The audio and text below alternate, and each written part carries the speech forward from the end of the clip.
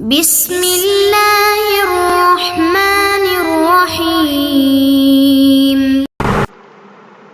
بسم اللہ الرحمن الرحیم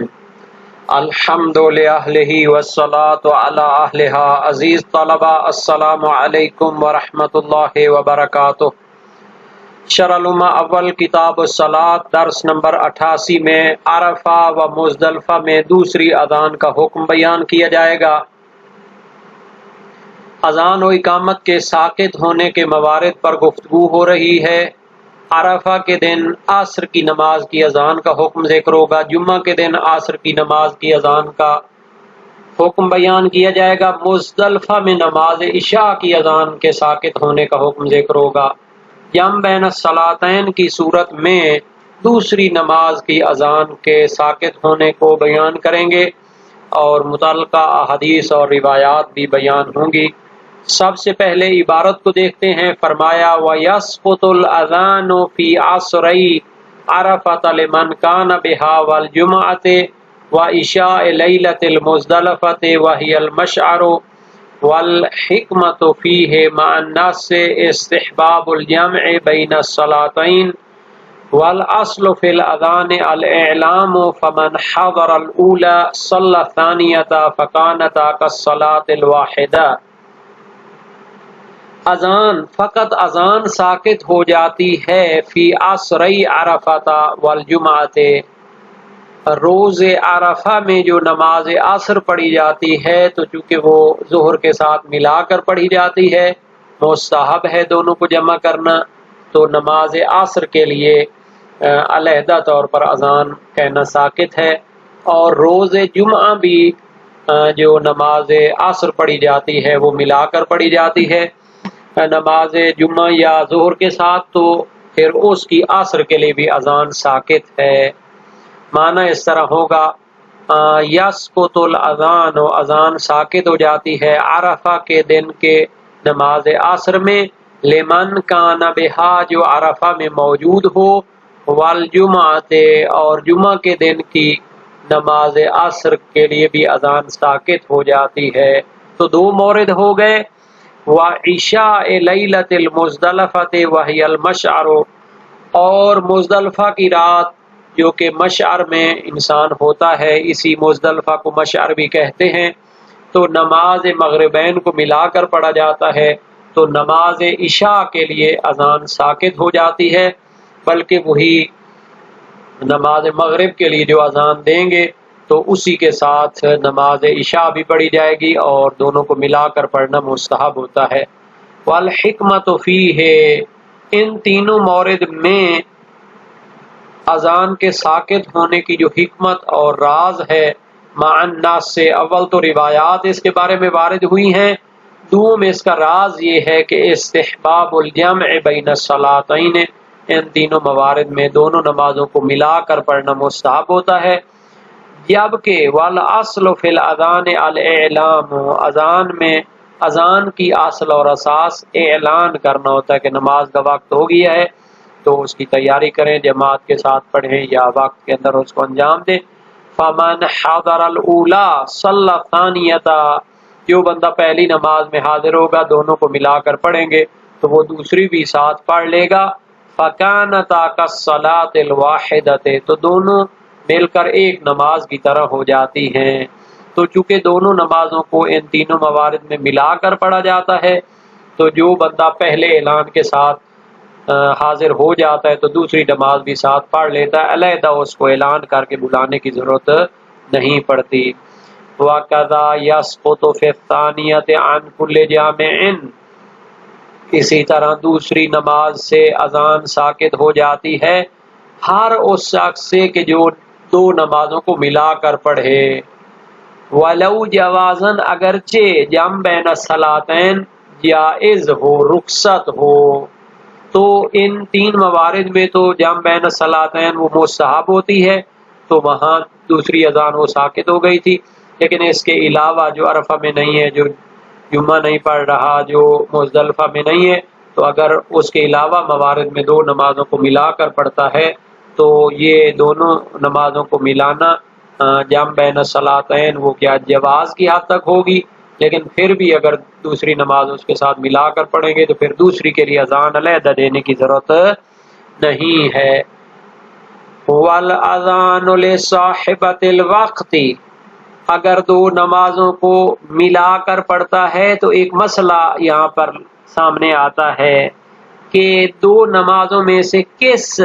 نماز کی نیت سے وہ اذان کہے۔ کہتے ہیں اذان دیں گے لصاحبۃ الوقت، جس نماز کا وقت ہوگا اسی کی نیت سے اذان دیں گے۔ مثال کے طور پر نماز ظہرین کو ملا کر پڑھتا ہے ظہر کے ٹائم پر، تو پھر ظہر کی نیت سے اذان دیں گے۔ اگر دونوں نمازوں کو ملا کر پڑھتا ہے عصر کے ٹائم پر، تو پھر نماز عصر کی نیت سے اذان دیں گے، اور پھر اذان کے بعد اقامت کہہ کے نماز ظہر پہلے پڑھ لیں گے، پھر اس کے بعد عصر پڑھیں گے۔ اسی کی تفصیل بتا رہے ہیں، فَإِنْ جَمَعَ فِي وَقْتِ الْأُولَىٰ أَذَّنَ لَهَا، اگر دو نمازوں کو جمع کرتا ہے پہلی نماز کے وقت میں تو اسی پہلی نماز کے لیے اذان دیں گے یا دے گا، وَأَقَامَ، اور اقامت کہے گا، ثُمَّ أَقَامَ لِلثَّانِيَةِ، پھر نماز پڑھنے کے بعد پھر دوسری نماز کو چونکہ جمع کر کے پڑھنا ہے، بلا فاصلہ پڑھنا ہے، تو پھر دوسری نماز کے لیے فقط اقامت کہہ لیں گے۔ وَإِنْ جَمَعَ فِي وَقْتِ الثَّانِيَةِ، اگر دوسری نماز کے وقت میں جمع کریں،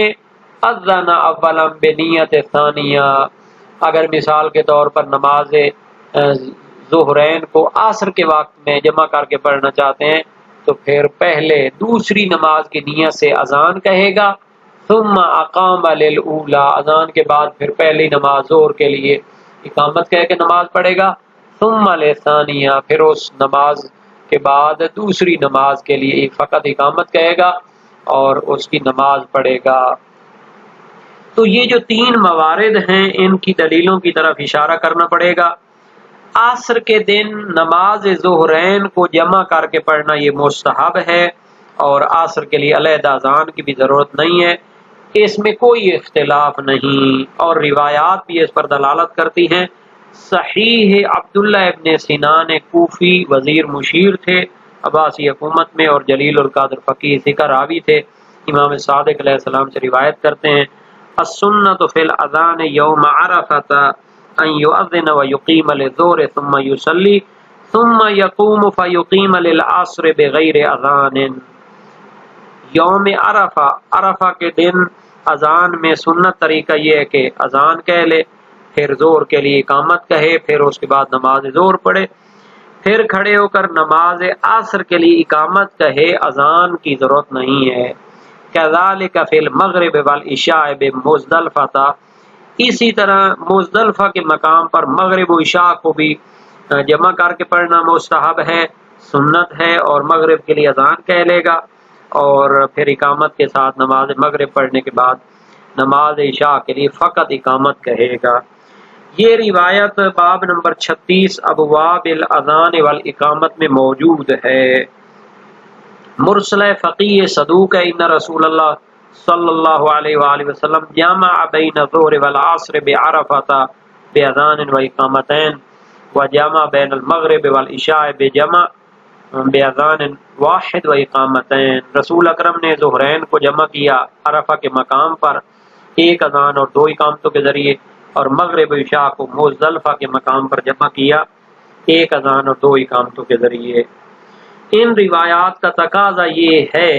کہ اذان دوسری نماز سے ساقط ہو جائے گی جو بندہ جمع نماز کرنا چاہتا ہو، نمازوں کو جمع کر کے پڑھنا چاہتا ہو، لیکن اگر اسی عرفہ کے مقام پر علیحدہ علیحدہ نماز پڑھے، چونکہ حرام تو نہیں علیحدہ علیحدہ پڑھنا، تو پھر جناب علی علیحدہ علیحدہ اگر پڑھے تو پھر علیحدہ علیحدہ اذان کہہ سکتا ہے، بلکہ مستحب بھی ہو سکتا ہے۔ اسی طرح مزدلفہ میں بھی اگر نماز عشاء کو ملا کر پڑھے مغرب کے تو پھر اس کے لیے دوسری اذان ساقط ہوگی، لیکن اگر علیحدہ علیحدہ پڑھے تو پھر علیحدہ سے ساقط نہیں ہوگی۔ تو یہ جو بعض فقہا سے ظاہر ہے کہ اذان ساقط ہو جائے گی ولو نماز ظہرین کو عرفہ میں جدا جدا پڑھے، اور مزدلفہ میں اگرچہ نماز مغربین کو جدا جدا پڑھے، تب بھی وہ کیا ہوگی، نماز دوسری اذان ساقط ہوگی۔ تو یہ ضعیف جدا، یہ کافی کمزور نظریہ ہے۔ جمعہ کے دن نماز عصر کو بھی ملا کے پڑھنا چاہیے، تو عصر کی اذان ساکت ہوگی جب ظہرین کو ملا کر پڑھے یا عصر اور جمعہ کو ملا کر پڑھے۔ اس کے لیے استدلال کیا جاتا ہے حفص بن غیاث کی روایت امام صادق علیہ السلام سے، آپ نے اپنے والد گرامی سے روایت کی، الاذان الثالث یوم الجمعۃ بدعہ، جمعہ کے دن تیسری اذان بدعت ہوتی ہے۔ یہ روایت باب نمبر 49 ابواب نماز جمعہ میں پائی جاتی ہے، اس بنا پر کہ مراد ہو اذان عصر، اذان سیبم سے مراد اذان عصر ہو،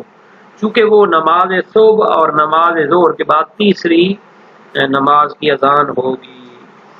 یا پھر وہ اذان اور اقامت ظہر کے لیے جو اذان و اقامت کہی جاتی ہے اس کے بعد یہ تیسری چیز ہوگی۔ لیکن ایک جماعت نے کہا ہے کہ یہ ظہر کی دوسری اذان ہے، جسے انہوں نے کیا کیا تھا، ایجاد کیا تھا، اور مجمع البیان میں اس کو صائب بن زید سے نقل کیا ہے، اور بعض سے منقول ہے کہ اس کی ایجاد شام سے ہوئی ہے۔ تو یہ چیزیں جو ہے نا جی بحثوں وغیرہ میں کافی مطرح ہوتی ہیں، اس لیے اس کو مجمل طور پر بیان کرنا ہی کافی ہے۔ اور شیخ طوسی نے اس حکم کے لیے استدلال کیا ہے، صحیح ہے فضیل بن یسار ایک جلیل القدر شخصیت ہیں، اور زرارہ بن آیون کوفی اور ایک جماعت فقہا و فضلاء کی صحیح و سند روایت ہے امام باقر علیہ السلام سے، ان رسول اللہ صلی اللہ علیہ وسلم جمع بین الظہر والعصر باذان و اقامتین و جمع بین المغرب والعشاء باذان واحد و اقامتین، کہ نبی اکرم نے ظہرین کو ایک اذان دو اقامتوں کے ساتھ جمع کیا اور مغربین کو ایک اذان دو اقامتوں کے ساتھ جمع کیا۔ یہ روایت باب نمبر 36 میں باب اذان و اقامت کے۔ کچھ نصوص وارد ہیں کہ نبی اکرم نے دونوں نمازوں کو جمع کیا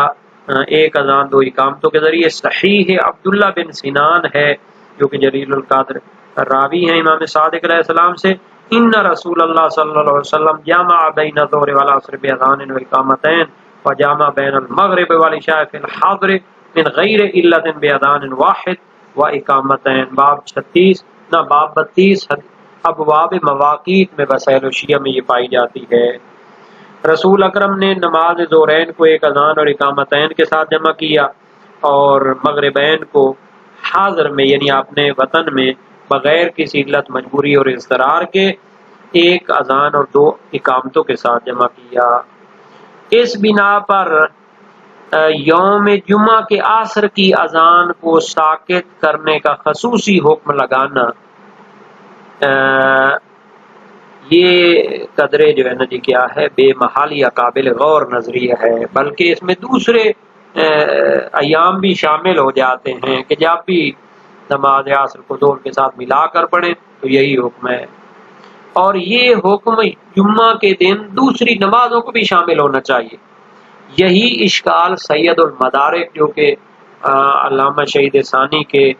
بھانجے یا نواسے تھے، انہوں نے بھی اپنی مدارک الاحکام فی شرح شرائع الاسلام میں کیا ہے، اور ان کا اشکال کافی محکم ہے۔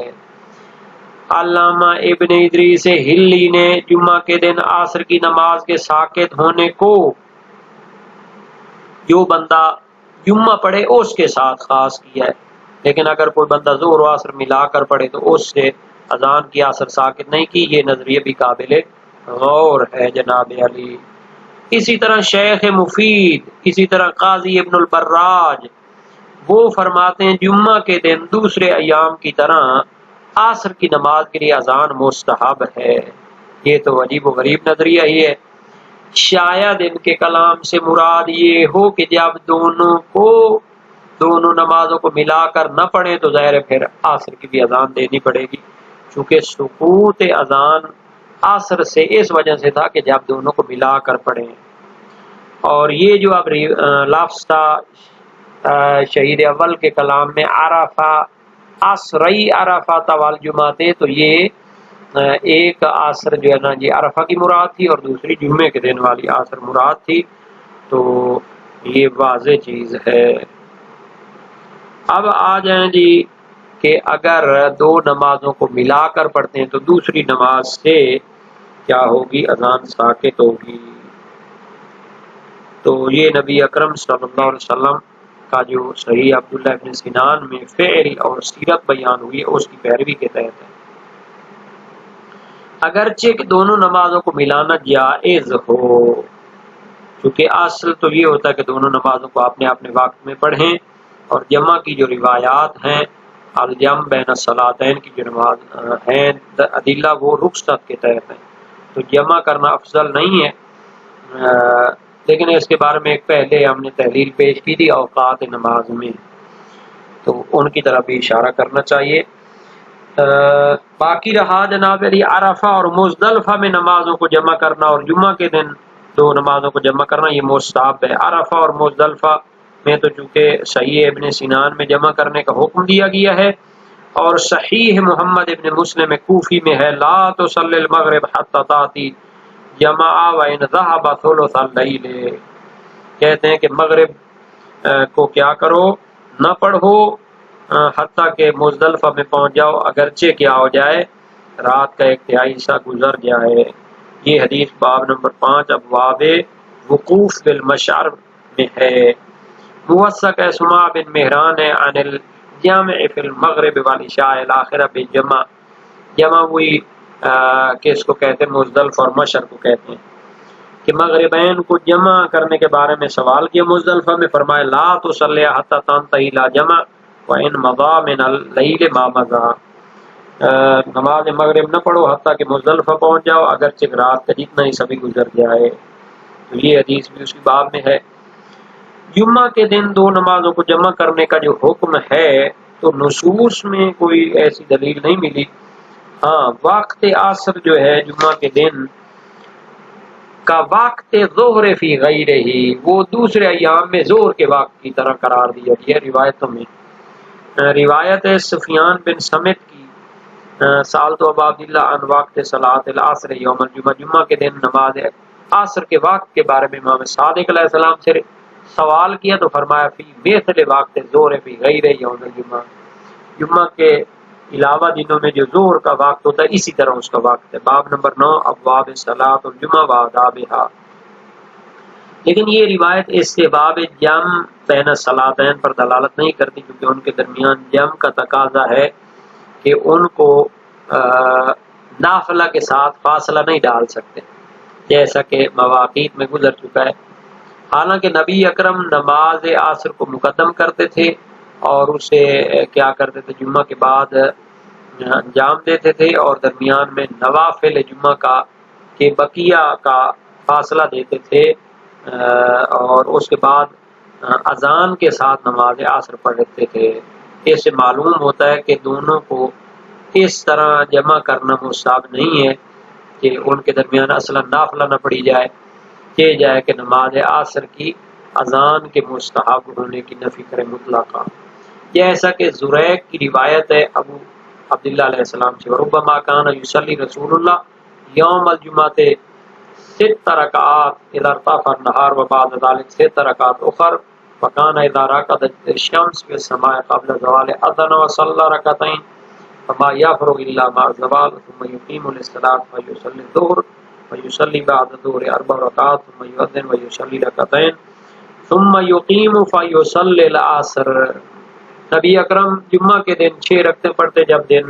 چڑھتا تھا، اور اس کے بعد 6 رکعتیں اور پڑھتے،